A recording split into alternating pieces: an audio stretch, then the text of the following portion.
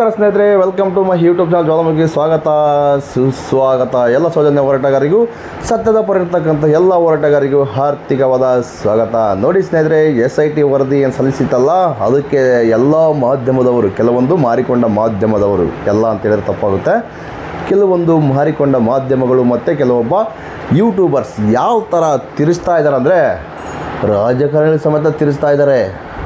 ಫಾರಿನಿಂದ ದುಡ್ಡು ಬಂತು, ಪಾಕಿಸ್ತಾನದಿಂದ ದುಡ್ಡು ಬಂತು.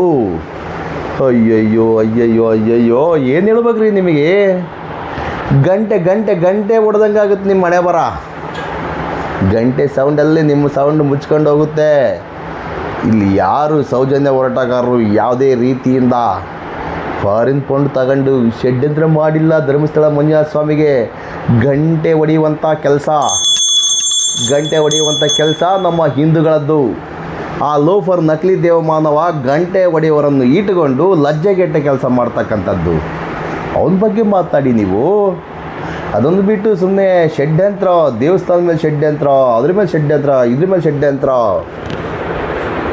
ಬಿ ರಿಪೋರ್ಟ್ ಸುವರ್ಣ, ಆ ಲೋಫರ್ ಅಜಿತ್ ಬಿ ರಿಪೋರ್ಟ್ ಹಾಕ್ಬಿಟ್ಟಾರಂತೆ. ಅದೇ ರಿಪೋರ್ಟ್ ಅಂತ ಇದು SIT ವರದಿ ಏನು ರಿಪೋರ್ಟ್ ಮಾಡಿದೆಯಲ್ಲ, ಅದು ಬಿ ರಿಪೋರ್ಟ್ ಅಂತ. ಅಲ್ಲಿ ಏನು ಬದನೆಕಾಯಿ ಇಲ್ಲ.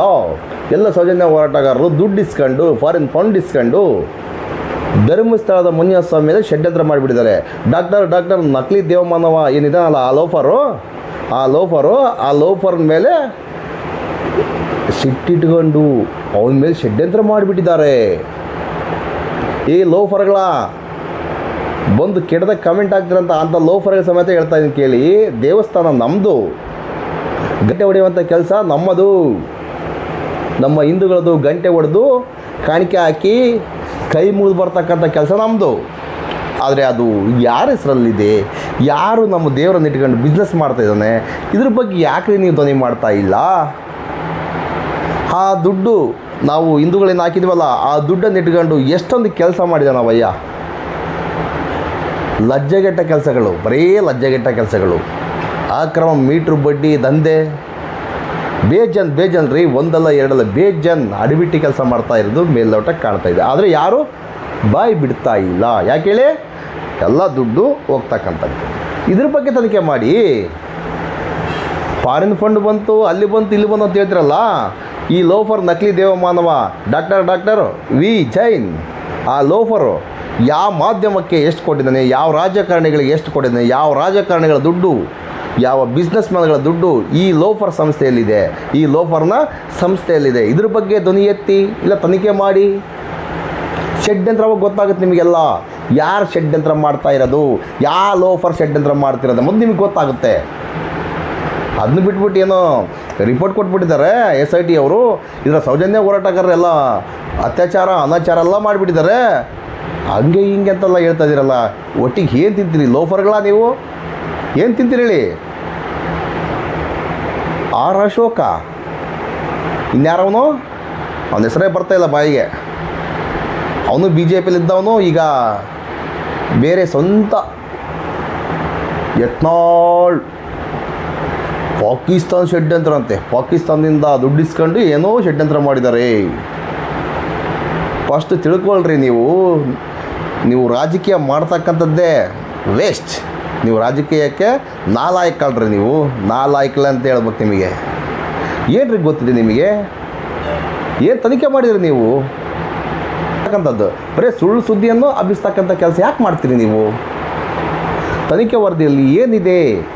ಪ್ರಿಯಾಂಕಾ ಖರ್ಗೆ ಅವರೇ ಇದನ್ನು ಓದಿ ಅಂತ ಹೇಳಿ, ಇಲ್ಲಾಂದ್ರೆ ನಿಮಗೆ ತಾಕತ್ತು ದಮ್ಮ ಏನಿದ್ರೆ ಒಂದು RTI ಏನೋ ಒಂದು ಹಾಕ್ಕೊಂಡು ಆ ರಿಪೋರ್ಟ್ ತಗೊಂಡು ಅದನ್ನ ನೀವು ಚರ್ಚೆ ಮಾಡಿ. ಧರ್ಮಸ್ಥಳದಲ್ಲಿ ಏನೇ ಅನಾಹುತಗಳು ನಡೆದಿಲ್ಲ. ಸೌಜನ್ಯ ಹೋರಾಟಗಾರರೇ ಸೃಷ್ಟಿ ಮಾಡ್ಕೊಂಡು 20 ವರ್ಷಗಳಿಂದ 30 ವರ್ಷಗಳಿಂದ ಎಲ್ಲರನ್ನು ಸಾಯಿಸಿ ಅಲ್ಲಿ ತಗೊಂಬಂದು ಹಾಕ್ಬಿಟ್ಟಿದ್ದಾರೆ. ಅದೇ ರಿಪೋರ್ಟ್ ಬಂದಿರತಕ್ಕಂಥದ್ದು ಅಂತೇಳಿ ಬಹಿರಂಗಪಡಿಸಿ. ಸುಮ್ಮನೆ ಏನು ದಾಖಲಾತಿ ಇಲ್ಲದೆ ಸುಮ್ಮನೆ ಗಾಳಿಯಲ್ಲಿ ಗುಂಡು. ಏನಾಗಿದ್ರೆ ನಿಮಗೆ? ಏನಾಗಿದೆ ಹೇಳಿ? ಇಂಥವ್ರನ್ನ ನಾವು ನಾಯಕರು, ಜನನಾಯಕರು ಏನು ಹೇಳ್ಬೇಕು? ಇವ್ರ ಮಖಕ್ಕೆ ಮಾನ ಮರ್ಯಾದೆ ಏನಾದ್ರು ಇದೆಯಾ ಸ್ವಲ್ಪನಾದರೂ? R ಅಶೋಕ ನಿಮ್ಮ ಪೀರಿಯಡಲ್ಲೇ ಸೌಜನ್ಯಳ ಅತ್ಯಾಚಾರ ಆಯಿತು, ಕೊಲೆ ಆಯಿತು. ಏನು ಕಂಡಿಡಿದಪ್ಪ ನೀನು? ಅದು ಕೂಡ ಷಡ್ಯಂತ್ರನಾ? ನಾವು ಇಂಥವ್ರು ಮಾಡಿದ್ರೆ ಅಂತ ಹೇಳ್ತಾ ಇಲ್ಲ ರೀ. ಧರ್ಮಸ್ಥಳದ ನಕಲಿ ದೇವಮಾನವನ ತಮ್ಮನ ಮಗ ಮತ್ತು ಬೇರೆ ಅವರು ಮಾಡಿದ್ರೆ ಅಂತ ನಾವು ಹೇಳ್ತಾ ಇಲ್ಲ. ಅವರಮ್ಮ ಹೇಳ್ತಕ್ಕಂಥದ್ದು ಕಂಪ್ಲೇಂಟ್ ಮಾಡಿದ್ದಾರೆ. ಅದ್ರ ಬಗ್ಗೆ ತನಿಖೆ ಮಾಡಿ. ತನಿಖೆ ಅಂದೇಡಿಗೆ ಸುಪ್ರೀಂ ಕೋರ್ಟಲ್ಲಿ ಹೋಗೋದು, ಹೈಕೋರ್ಟಲ್ಲಿ ಹೋಗೋದು, ಸ್ಟೇ ತರೋದು. ಕುಂಬಳಕಾಯಿ ಕಳ್ಳ ಅಂದರೆ ಯಾಕೆ ರೀ ಹೆಗಲು ಮುಟ್ಕೊಂಡು ನೋಡ್ಕೊಂತೀರಿ? ಕುಂಬಳಕಾಯಿ ಕಳ್ಳ ಅಂದೇಡಿಗೆ ಯಾಕೆ ಹೆಗಲು ಮುಟ್ಟು ನೋಡ್ಕೊತೀರಿ? ತನಿಖೆ ಮಾಡಬಾರ್ದಂತ ಯಾಕೆ ಹೇಳ್ತೀರಿ? ಈಗಲೂ ಸಮೇತ ಸುಪ್ರೀಂ ಕೋರ್ಟಿಗೆ ತನಿಖೆ ಮಾಡೋದೇ ಬೇಡ ಸೌಜನ್ಯ ಕೇಸು. ಹಾಗಾದರೆ ಅತ್ಯಾಚಾರಿಗಳು ಯಾವ ಲೋಫಾರೋ? ಅತ್ಯಾಚಾರಿಗಳು ಯಾವ ಲೋಫಾರ್ ಇದ್ದಾನೆ? ಎಷ್ಟು ಬಲಿಷ್ಠ ಇದ್ದಾನೆ? ಇದ್ರ ಬಗ್ಗೆ ಯಾಕ್ರಿ ಮಾತಾಡ್ತಾ ಇಲ್ಲ? ನಿಮಗೆಲ್ಲ ಅನ್ಸಲ್ವಾ? ಅನ್ಸಲ್ವಾ ಸಾಹೇಬ್ರೆ? ಇಂದು ಹೆಣ್ಮಕ್ಳ ಯಾವ ಥರ ಹಾಡಾಗ್ಲತ್ತಲ್ಲೇ ಕೊಡ್ತಾ ಇದ್ದಾರೆ, ಅದು ಬಸ್ ಸ್ಟ್ಯಾಂಡಲ್ಲಿ. ಇದ್ರ ಬಗ್ಗೆ ನೀವು ಧ್ವನಿ ಎತ್ತಲ್ಲ ಯಾಕೆ ಹೇಳಿ? SDM ಅಂತ ಅವನ ಒಂದು ಇದರಲ್ಲಿದೆ, ಚೇತನ್ ಅವರು SDM ಅಂತ ಬರ್ಕೊಂಡಿದ್ದಾರೆ. ಎಲ್ಲಿಂದ ಬಂದ?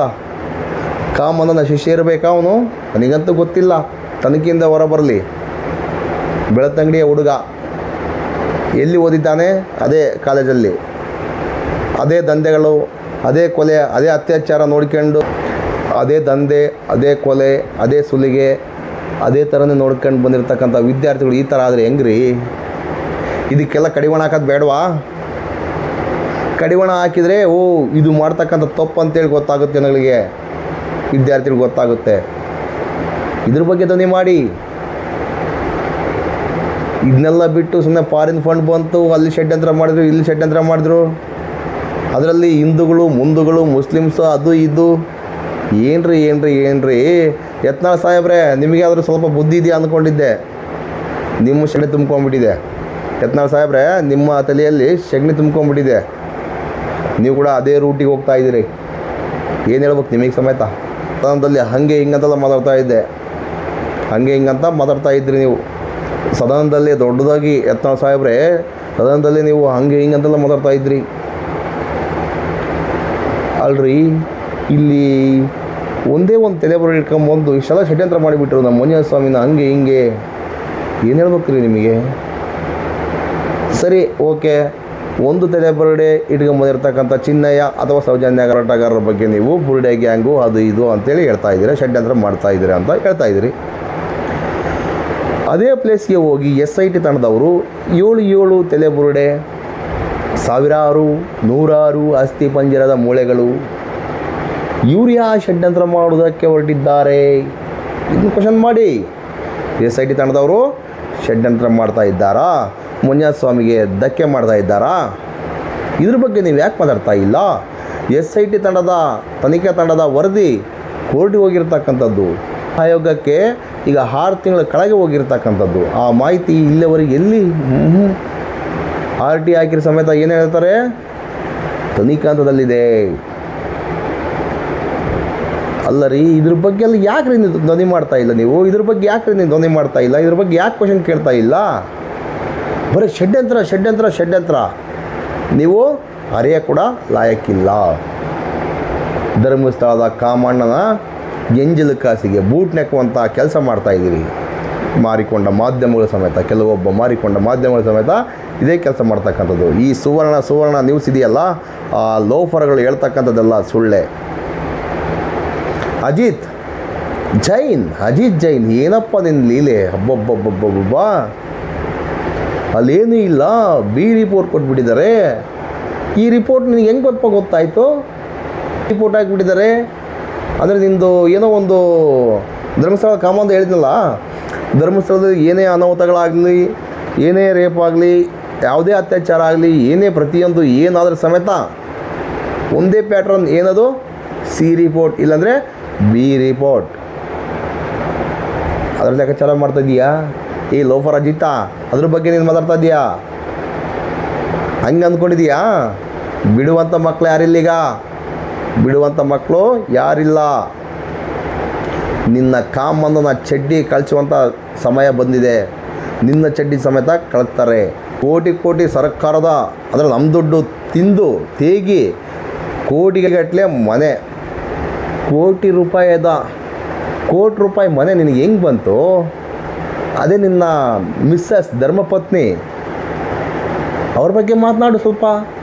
ಅವ್ರು ಯಾವ ಥರ ಮಕ್ಮಲ್ ಟೋಪಿ ಹಾಕಿದರು ನಮ್ಮ ಸರ್ಕಾರಕ್ಕೆ, ಅಂದರೆ ನಮ್ಮ ಟ್ಯಾಕ್ಸ್ ದುಡ್ಡಿಗೆ ಯಾವ ಥರ ಮಕ್ಮಲ್ ಟೋಪಿ ಹಾಕಿ ಲೂಟಿ ಮಾಡಿದ್ಲು.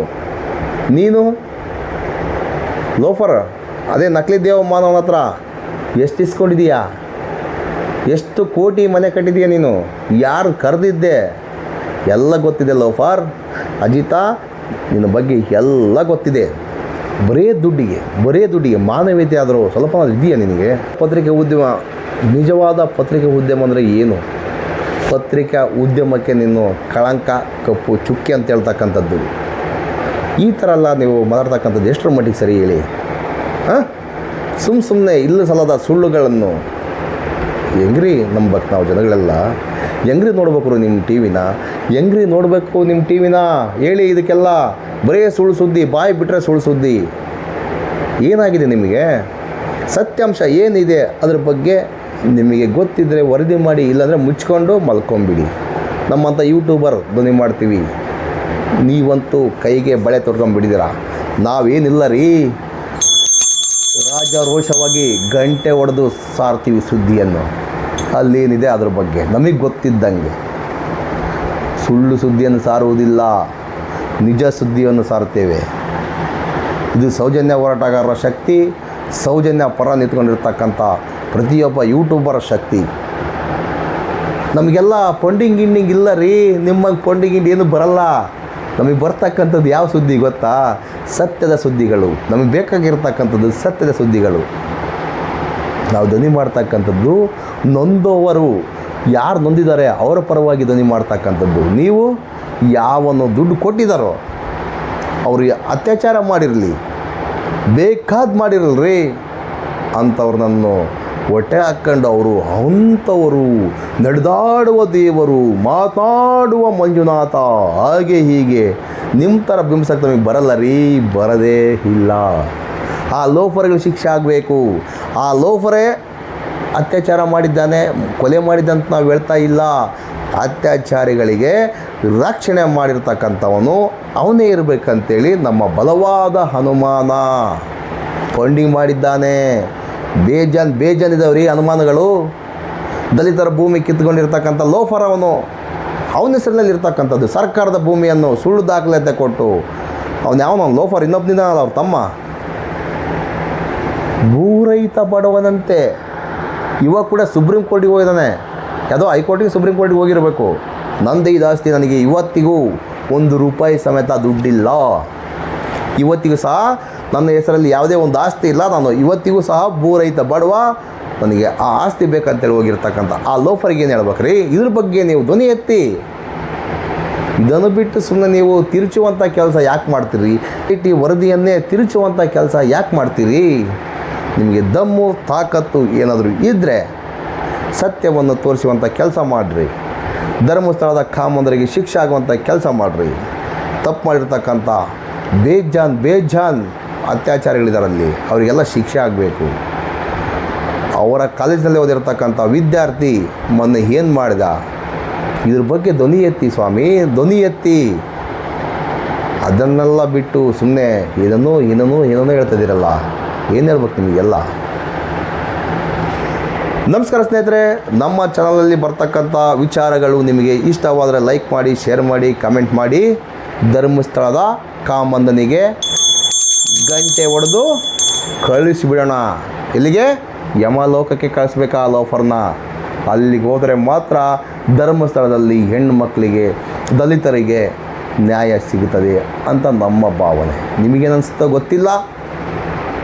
ಧರ್ಮಸ್ಥಳದ ಕಾಮಂದರಿಗೆ ಅಂದರೆ ನಾನು ಹೇಳ್ತಕ್ಕಂಥದ್ದು ಹೆಂಗೆ ಗೊತ್ತಾ?